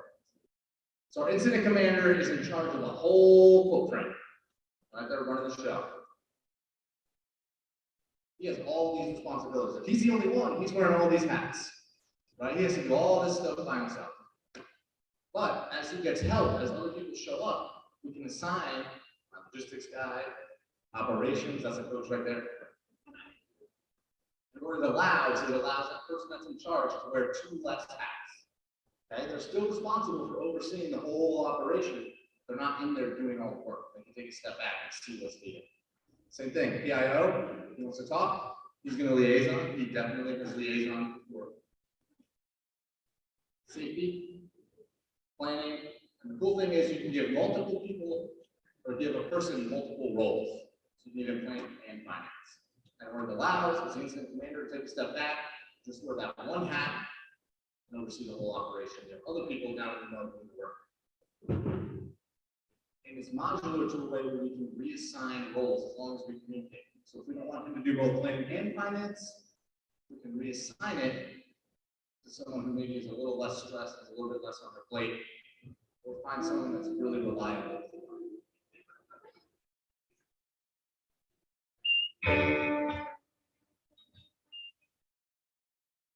And then we have the senior official. This is where I like to think this is the superintendent, this is the mayor, the governor, the president.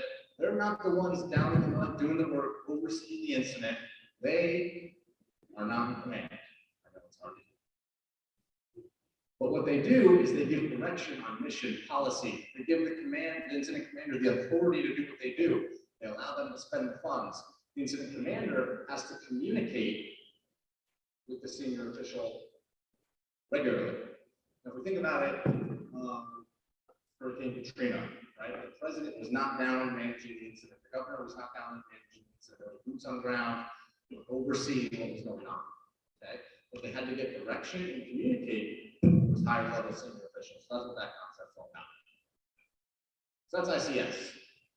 All right, congratulations, you did it. So now let's switch gears a little bit. Let's look at a couple different scenarios. When do you guys start school? When does school start? Monday. I can't see it. So once school is in session, I would argue that every day, somewhere in the country, one of these things is going to happen. Probably. And they'll probably result in some type of reunification. So for some reason, we're going to leave the school, we're going to do reunification. So there's 2 main types. We have a school-led reunification, which essentially schools do every single day. It's dismissal, right? But maybe something went on and we just want to step it up a notch, and we want to have a little bit more accountability. So instead of just opening the doors and letting the kids go get whatever part they get in, we make sure they're getting with who they want to be. So maybe it was a more stressful event, it was a semi-violent event, whatever it may be, we want to have that extra step of accountability. We'll do a school-led reunification. The second option is a district-led. So typically, especially if it's a violent event, it could be a school with a fire, maybe a total loss or a very large fire, where the school had to evacuate. We don't want to rely on the school alone to do all the reunification, because they're going to be a little shaken up. They're going to be, depending on what happened, staff might be stressed. So let's bring in a district team to help. That is a district-led event. So some examples of that. So on-site reunification. School-led, so my admin, principals are going to lead it, the staff, educators, transportation, maintenance team, whoever you have in your building is going to help you with the process. So let's look at the life cycle of a non-violent event that requires notification of the school. So we're going to have some type of notification, and notification can mean a couple different things, but when I say notification, that's out to parents. Okay, so we notify them, hey, we've evacuated, this is what's going on. You guys probably do that all the time when you unplanned early dismissal, right? If you want to share with them, we're secure, now we're evacuated, or whatever it is, however you do that, however you have that messaging. We have templates for all that, and I love you guys that are going to use some messaging templates. We have to notify parents, we have to bring in transportation, either we're going to walk, we're going to drive somewhere. Out by me, Martha's Vineyard, outside Massachusetts, they might have to fly or take a boat. It's a small island, right? You guys have to fly, and then a cool way to transport. And then we do the on-site reunification. So let's take a look at what that looks like. Southern Indiana students were out of classes a couple of hours earlier than usual today. Clarksville High School experienced a power outage this afternoon. WLKY's Andy Alcock is live in the newsroom with details and reaction to the outage. Andy? Rick, the power was out only at the high school building, not at the middle school across the street or any neighboring homes or buildings. This afternoon, the hallways and classes were dark at Clarksville High. School principal Brian Allred says the main electrical circuit, for a yet to be determined reason, powered down. Through the school's internet page, local media and students calling their parents and guardians, it was announced school would close a couple hours earlier than the normal 3:05 time. Allred says the 430 students at the school were able to get home without issue thanks to 4 buses and that communication. Earlier this afternoon, he explained the decision to close early. We felt that with the not knowing the nature of the issue and needing to get it taken care of, we didn't think we were going to be able to get power back on. I guess the kids are pretty happy. They got a couple of extra hours away from school, but it does present a bit of an inconvenience, doesn't it? It does. It always does when you got to stop what you're doing and change your plans to come pick kids up early. Principal tells us once the problem with the power is identified, he expects it will be fixed in time to have classes at regular hours tomorrow. Live in the newsroom, Andy Alcock, WLKY News. A couple things we saw there. School led, I was on site. They just want to make sure they got parents back together.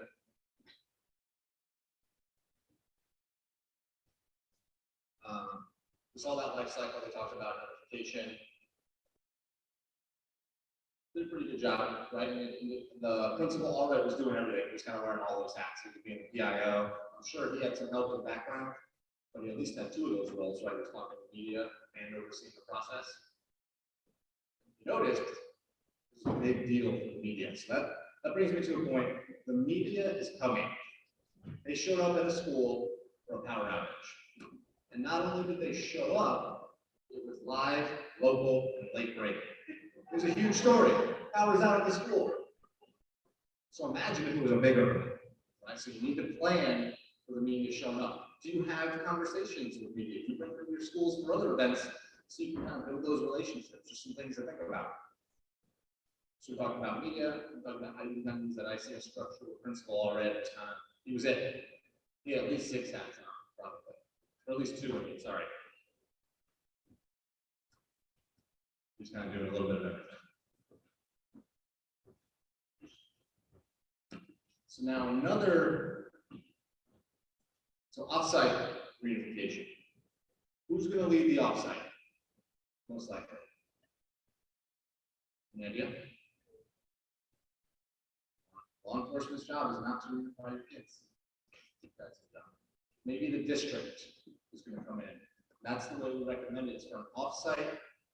Let's have the district run it with school support versus the school running it with district support. So if you can, that's our ideal way is the district has a team, maybe central office staff, because they're not at the impacted site, and do this training and kind of learn what to do. Life cycle, again, notification, evacuation, transport, we're going to do that offsite notification. Let's kind of take a look at what that looks like for the district. Story at 5, a mass evacuation at East High School after nearby construction crews slashed through a high-powered gas line. We thank you for joining us at 5. I'm Kristen Hartman. And I'm Jerry Revish. Firefighters say the moment they smelled gas inside that school, they knew it was time to get the more than 450 students out. A construction crew hit that gas line along East Broad Street just after 11 a.m., right next to East High School. 10 TV's Maureen Kosat reports firefighters evacuated the building and parents scrambled to pick up their kids from early dismissal. Firefighters say less than a half hour after workers cut a high-powered gas line, they could smell an odor of gas on the lower level of the East High School. Students say that's when the school told them it was time to go. And then they had told us to get everything from the locker because we cannot come back to school. And we had to evacuate and walk here. Firefighters say they evacuated about 450 students and staff because of the risk of an explosion. Desai's dad left work to pick up early. He told us Columbus Public Schools did a good job of letting parents know what was happening. She called me, I got a message, I got a text, I got an email. My wife called me. I'm right there next to you. Despite the unexpected early dismissal, the district kept security measures in place as parents showed up for their children. Parents tell us when they arrived at the pickup location, they had to check in with the district and provide their name just to make sure every child is going home with the right person. The district says school bus drivers rallied to pick students up more than an hour before the usual dismissal time. As buses rolled out, the stench of natural gas still lingered in the air. But the district says crews are making the necessary repairs and classes are expected to start on time Friday morning. In East Columbus, Maureen Kosan, 10 TV News. All right, so we kind of saw that life cycle. Notification, did a pretty good job. This is how I roll when my wife calls. I'm like, all right, it's time to go. What do you mean? I didn't get 17 calls in school. Evacuation, in this case, they walked. Transportation, they rallied the bus drivers, right? Because the kids that could go home early, they sent home. They conducted an offsite reunification. And again, Gaslit, top news story. I don't know if you realize it was S Day, apparently, for the media. Slashed, scrambled, stench, very descriptive terms. Right? It was a huge deal. District-led offsite. So now let's take a look at life cycle of a criminal event near a school. Right? School-led in this case. They go to secure. They're going to say lockout. Lockout was the old term. There was a lot of confusion between lockout and lockdown. Schools were calling it lockout and going into lockdown, which is a much bigger event, especially because what's the only way we recommend you release a lockdown? Keys, release, unlocking the doors. A secure, you just release however you guys want. So much bigger event, so we changed it to secure as a couple of years ago. But they're going to say lockout in the video. Notify parents, business as usual inside the school, but we are going to see an increase in police presence. They're going to do a partial reunification. Students are now home safe after this shooting and standoff forced 3 schools to go into a lockout. That's right. Althea Paul is live at Thurgood Marshall Fundamental Middle School in St. Petersburg with how the district handled the situation. Good evening, Althea. Good evening. Well, those lockouts lasted nearly the whole school day. And school officials tell us that at the end of the day, they did have a normal dismissal. But the parents and students that we spoke with today say that this day was anything but normal. It was a day of some uncertainty for student Rebecca Gibbons, the Thurgood Marshall 6th grader, in the middle of a school lockout for the majority of the day. Our principal just went on the loudspeaker and he just said to not go out of any of the doors and that there's going to be a lockout and that there was a shooting. The deadly shootings happened just blocks away from the middle school. Situation a bit nerve-wracking also for Rebecca's mom. When you hear about violence like this so close, and it's just very frightening. Pinellas County school officials say the lockout started at 8:30, during which classes went on as normal, and students were able to move around inside the building, but no one could come in or go out. The lockout also prompting some extra security around the campus. Lakeview and Jamerson Elementaries were those other schools that were also under this precautionary lockout today. Now, one thing that Thurgood Marshall Middle School here did, they would not allow their students who normally walk home after school, they didn't allow them to do so today. Instead, they made them call their parents, have their parents come and pick them up. We're live this evening in St. Petersburg. Althea Paul, ABC Action News. So we saw that partial reunification because it ended up in a shooting where 2 police officers were killed in the neighborhood. Do you want students who walk home walking through that, walking through the crime scene, walking through the neighborhood?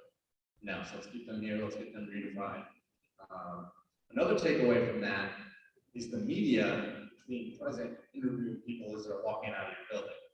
Okay, so what's your guys' policy? What's your authority to keep them off your property? Or could you give them somewhere to go and have a PIO do a news brief? So maybe they're pulled in that direction. So that's something to think about. So we saw that life cycle. We had increased police presence. They went to secure. At that time, they were calling it lockout. No one in or out. Which brings up kind of the question, what if you're in a secure and I'm coming to pick up my kid because he has a doctor's appointment? Do you release him? No, not initially because we're in secure. Now, as you get more intel, maybe you guys make the call, hey, we're gonna do, you know, controlled release based on extra security, we have law enforcement. But that's why it's important that that notification goes out with those kind of templates, that parents know you're in a secure. They've been trained, they know it's no big deal. They also know, okay, maybe we need to reschedule and stop it. Business as usual inside, again, increase the police presence, and they only require those students to know their walk. But they wanted to make sure that those students went home with someone that was on the emergency contact roster. So they checked IDs to verify because there was some kind of criminal activity. You don't want someone showing up trying to acquire a kid who's on a run, right? So you have to have a copy of that emergency contact roster and see who is allowed to take them home. Principal got on the loudspeaker. What did the principal tell the kids? There was a shooting. How do we feel about that? Any ideas? Here, quick, put your phones down. Wake up. Good. So what do you guys up here about getting on the phone? Do we have snacks up here? Cool. So what about the principal and getting on the loudspeaker? What do you think about it? Anybody think it's not a good idea? Oh, no. Not you. Anybody else think it's not a good idea? Why? Incites fear. So every time we do this, you get a couple of, we get kind of mixed reactions, right? Do you want to tell students what's going on? Do you want to scare them? Something we like to think about though is this. When kids think about something, do they normally imagine it smaller than it is or way out of proportion? So our idea is we want to communicate with our kids. We want to let them know that it's a serious event, but we need to do it in a way that we're not going to scare them and cause them stress. Now, you guys are the experts at that. So depending on the age, you want to maybe tell them what's going on, but at least let them know, hey, this is a serious deal. Because we don't want any of those, it sounds like it's a middle school. We don't want any of them, you know, leaving school early. We want to let them know, hey, we're secure for a reason. Let's not sneak out the side door. I may or may not have done that a couple hundred times in high school. So for me, I'm the kid that needs to know, hey, it's not the day that you're going to skip school after lunch because something's going on, right? So let's communicate with them. Let's give them an idea, hey, you're safe, but also let them know the seriousness of it. Urbana Police and the Jefferson County Sheriff's Office have responded to a neighborhood near Van Arsdale Elementary where they're investigating a report of shots fired. Officers arrested a suspect late this afternoon, and there have been no reports yet of anyone injured. This area is along the 12,000 block of West 75th Avenue, very close to Alfire. A lockout at Van Arsdale Elementary and Ralston Valley High has been lifted. However, the parents of kids who walk home were asked to pick up their students. All right, so another example, shots fired. I just want to make sure. Yeah, so this is the one where there was shooting in the neighborhood. I'm looking out my guys up there. You guys look like some more tattoos. So what we had in this case is we had an elderly lady. You guys don't have as many accents. Go back up there. So we had an elderly lady who loved to garden. Any gardeners here? Garden, you guys are gardeners. The problem was though, some rabbits, other rodents also liked her garden. So she was going to get rid of those rats and rodents and rabbits. Conveniently, her husband recently died, and he owned a Thompson submachine gun. So if you guys don't know what that is, you can Google it. Oh, I don't know, you should do it. But old school machine gun, she just went to town trying to get rid of those rabbits. I don't know if any rabbits were killed, but she was arrested. So you don't know what's going to go on near your schools. Okay, so shots fired, school went to secure, and then the crazy old lady was taken into custody. I bet the garden probably died. When you saw increased police presence, they didn't want kids walking through the neighborhood again. School led. So now let's look at what's going to happen during a school violence event. And again, it depends on the situation. We'll just kind of talk through the timeline a little bit. We're going to go to lockdown, right? Now, maybe you can start with secure crickets in the building, we elevate that to a lockdown. That you can do that. What you can't do though is go the other way. You can't go from a lockdown to a secure. And I don't want to say that to scare you from calling a secure or a lockdown if you think you need it. All right, don't be afraid to call a lockdown if that's what you think is needed. We go to lockdown. At some point, the threat's going to be mitigated. Police most likely are going to help you with an evacuation. We're going to move somewhere, transport reunification, and somewhere in there we have to notify parents of what's going on. So what's going to happen though between lockdown and evacuation? How long do you think we're in a lockdown, this type of thing? That's probably a long time, could be hours. Who's going to show up in that time? Parents, media.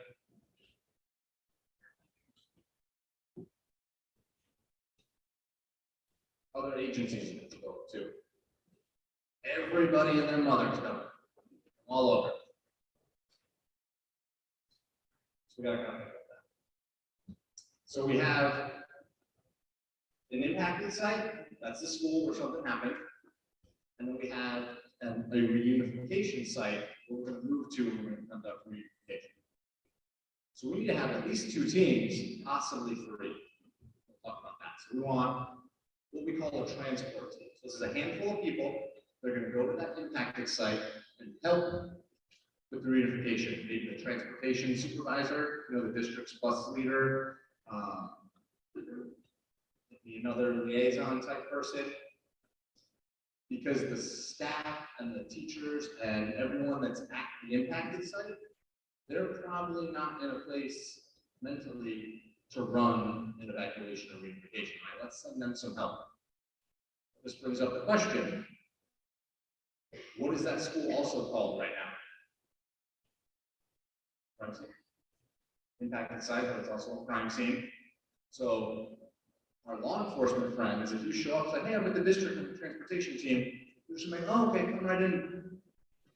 No, you're not getting past that perimeter. Heck no. So we need to bring them in if we're going to institute a transportation team and have this conversation. Is there a staging area that we should send them to? Is there a contact person we need to go to? Or some police departments are like, no, don't even send the transport team. They're not getting through. We don't want them here. Just have a reunification team. You need to have that conversation, figure out what your local big P policy is. And if you want, and the police say it's okay, that transport team, send someone there to help. Minimum, you need to tell the buses where they're going to be going as far as that staging area. We have a reunification team. When activated, however you activate them, that team goes to the reunification site. And we've seen this done different ways. Some districts, their team is all central office staff. They send out a mass notification, and they meet 30 people. The first 30 that respond and say they can come are the team. Other districts, they have school personnel on that list too. They send out the mass notification. Whoever responds and say they can come, first 30 are my team, and they show up. That we recommend the district team. That's the most ideal. You don't have to worry about the impacted site if you have the resources to do it. And then maybe a hospital team if you want to get some school personnel to the hospital or parents, or if you guys have any parents that live maybe not like from work far away, maybe they can commute an hour or so. It might take them a while to get here. If there is a child at the hospital, giving them a familiar face, sending a counselor or someone there to do them. Again, that's going to be a district specific thing. Again, ideally, it's going to be district level. So at the impacted site, here's what's going to happen. Here's the timeline. 70% of active killer events are over 5 minutes. 90% are over in 10. We're going to go to lockdown locks life out of sight. Police are going to respond. Police have some very specific priorities. All right, this is what they're trained to do. Stop the killing, stop the dying, start the building as fast as possible. Parents are going to arrive. District is going to mobilize its response team. And they're going to determine which reunification site they're going to use. What was the key word? Which, not like with crazy town. You need to have more than one. Because if you only have one, something's going to be going on there that day, or you're not going to be able to get there, right? So what site are you going to use? And we recommend you have, if you use a school property one, you find a community partner that you can have as well. So maybe you have 3. Because what if law enforcement says, hey, this threat is school district wide, you're not going to a school property. And so maybe there's a threat against the entire district, the entire area. So is there a university, a college, a church? Churches are huge sometimes, depending on where you are. The really good thing about churches is you used to get people in and out in a short amount of time. On Sunday, then a bunch of people out. Which is all we're trying to do in reunification. A lot of times it's the other high school, but if you're going to impact a second school, you have to think about what you're going to do with all those kids. Do you sequester them into another part of the building? Now, what about normal dismissal? If they normally go home at 3, and you have a bunch of crazy parents out in the parking lot, do you let them out? Can they get out? Is your parking lot now blocked at that school? Do you want them driving home because they all know at this point on their cell phones what's going on? 3 o'clock comes and only go home. Are you going to keep them there till 4, 5, 6, 7, 8 o'clock at night because you have to run reunification operations? These are things we have to think about. And if we are, let's come up with a plan on how you're going to do the evacuation of the school that you're reunifying. And just have a plan. Maybe your plan is we're going to evacuate that school, and we're going to evacuate the impacted school. Not ideal, but at least you have a plan in place to do it. Again, a community partner could be a college, a university, a grocery store, could be anywhere, any large building. Racetracks, fairgrounds, civic centers, mall, Walmart, warehouses, any big building can help you run a reunification. This is an example of Hunterdon County, New Jersey. The high school is the largest building in the county. No other building can handle over 3,000 kids or whatever that are at their high school. So their plan is to run 4 simultaneous reunifications at the feeder schools. So the areas, the regions of the county that feed into the high school, they get sent back out to those regions, out of the middle schools or the elementary school. They run 4. I wouldn't want to do it, but at least they have a plan. And that's what they're going to do. So back to the timeline. Incident command is going to be set up at the impacted site, most likely by police. Because we're thinking of a violent event here. If there was a fire, and the fire department set up incident command. But police are most likely going to be in charge. Media is going to show up, or police are going to arrive. And at some point, we need to establish command at our reunification site. So the team's going to arrive.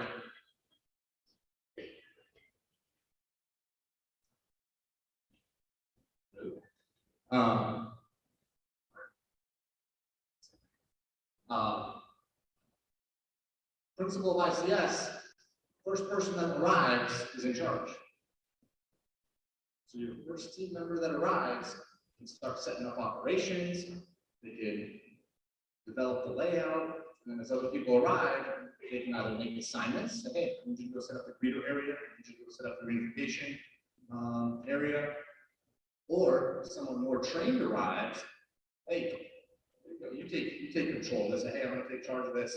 They do a little transfer of command, tell everyone that's on site, hey, we have a new incident commander, and then that person gets reassigned. That's kind of how you can do it, instead of everyone as they show up just standing around waiting for someone in charge to show up. Another cool way that I've seen it is schools have maps laid out of the reunification sites with locations of signage, cones, barriers to create walkways, and the maintenance folks have trucks or they have a trailer. They're the first to respond, and they just set up the entire layout based on that map. That way, when the reunifications team gets there, they just fall in and go. So I think that's probably the best practice, because they have trucks, and they can come from another school, or they can come from district. They just set up the layout, and they're good to go. All the signage is is set up and go.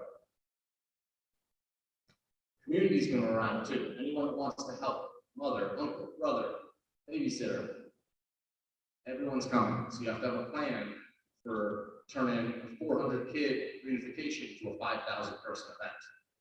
Where do you put them? Where do you let them in? Where's your perimeter? Lots of law enforcement is going to be needed to help you secure that perimeter. This is for my IT folks. Internet's gone within 15 minutes. Real world is what we've heard. For those schools and districts that are not prepared and not planning for what to do. So staff, everyone has Wi-Fi. You come in, you overload the system. Do you have a way to kill that Wi-Fi access so that only the emergency responders from the reunification team can use it?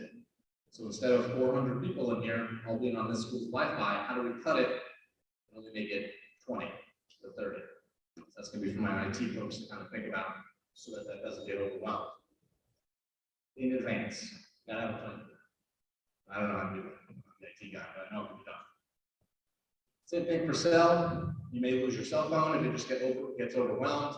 Too many people in the area. Do you guys know from your schools, are there spots where your cell phones and Wi-Fi doesn't work in that school? So you may not be able to rely on those communications depending on where you are. Air ambulance. So it's important that we request an air ambulance at the reunification site. Potentially impact the site too. One, we might need to transport, but two, it creates a no-fly zone above your reunification site. So if it's a no-fly zone, who can't get in? Media helicopters. So maybe we don't end up with those images like Columbine with a bunch of kids running around with their hands up that are on the internet forever. So we want to kind of push the media way out, and this helps us do that. Plus, walking wounded may be real, so when they show up and need to be transported. Same thing with drones. So back to the impacted site, evacuation is going to occur, led by police, but then we're going to be transferred over to the school. So with that evacuation, there's two ways to do it. Our favorite way is straight to transport. So you have the kids that are in a classroom with a teacher. What has the teacher done? What's one key thing that they did immediately upon going to lockdown? Take attendance. So now that teacher knows who she has or who he has in. Now, if we go straight to transport, they can verify that attendance on the bus. So now they know they still have those kids. Because do you guys remember what my one non-negotiable was for reunification? No. Accountability. That's my one non-negotiable. So now we know who we have, we still have them. Then when we get to the student assembly area, let's verify attendance. Now we can start developing a roster of who's in the building. Because if you have a roster that was printed from the district or from the school of 600 kids that are in the school, does that mean you have 600 at the reunification site? No. So that roster is useless to you. Because we got injured, half of them went to the community for self-evacuation, whatever it may be. We need to know who is in the building. Because by default, that also lets us know who's not. Option two is you go to a student assembly area or a secure assembly area. So maybe you evacuate to a gym like this, and then from there you go to transport. Sometimes law enforcement want that because they want to search everyone and make sure everyone's clear, there's no extra threats in the building. Or that can happen in the classroom sometimes. But whatever they want to do, that's what gets done. And potentially, if we could do that search and the clearance outside of immediate observation, because we don't want images like this, being shown to parents or whatever. It's going to happen. We understand safety is important, but if we could do it kind of in private, in a situation like this where the media isn't all around, that's what we prefer. Because we want to account for everyone, not just students, but staff. And I want to have a quick chat about special needs population. So some schools, they say, hey, we want to get them out first. Let's get them out of the chaos. Let's move them somewhere safe. And we had a real world example of that where a school evacuated special needs first, and they said if we had to do it again, we would evacuate them last. Because in the immediate aftermath, that's when you have your least amount of resources. So if they're safe in their normal area, they have their support, they have all the needs for everything that they need in there, let them remain there until you get extra resources to show up, specialized transportation, before you bring them out into the chaos. Maybe you can just avoid all that chaos and they can go directly to transport at home or to another location. Because what ended up happening to that school is they said they didn't have enough help. They were out in the middle of everything. They didn't have the specialized transportation that they need. Some of them had to go back in, which created a crazy, chaotic atmosphere. So wait until you have the resources. If they're safe, if they have to go because it's not a safe situation, then you just figure it out. But what we recommend is if you use the SRP, that every child that has a specific individual education plan has an individual SRP plan and an individual reunification plan based on their needs. So what are they going to do in a hole? What are they going to do in a secure, in a lockdown, in an evacuation for a variety of reasons? Where are we taking them for reunification? All right, so they need to be kind of thought of in those specific ways. We're not the experts on that. We're not really experts on anything, remember. SafeandSoundSchools.org has a lot of great information based on especially needs and specific disabilities and conducting school safety and reunification. Well, there's a QR code. You guys want that?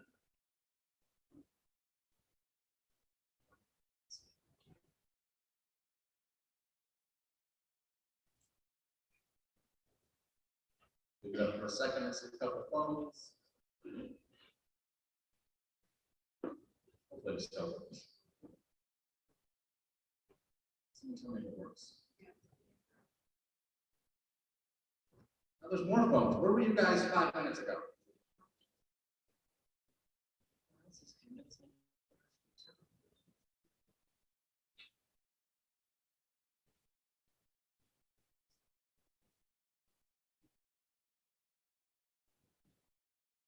All right, so if you didn't get it, this is a perfect opportunity to build a relationship and go ask a friend. Or just go to safeandsoundschools.org. All right, so before we take a break, we're getting there. Cops on the crime, but there's going to be that transfer of control at some point where it has to go to the school, we're going to transfer it. We're going to move students to the reunification site, we're either going to walk or we're going to drive. Look at that. So when we come back, we're going to go over specific roles, how you set up reunification, what you need, and we're going to practice. All right, so let's take 10 minutes. Let's be back at 10:25, 10:25. Thank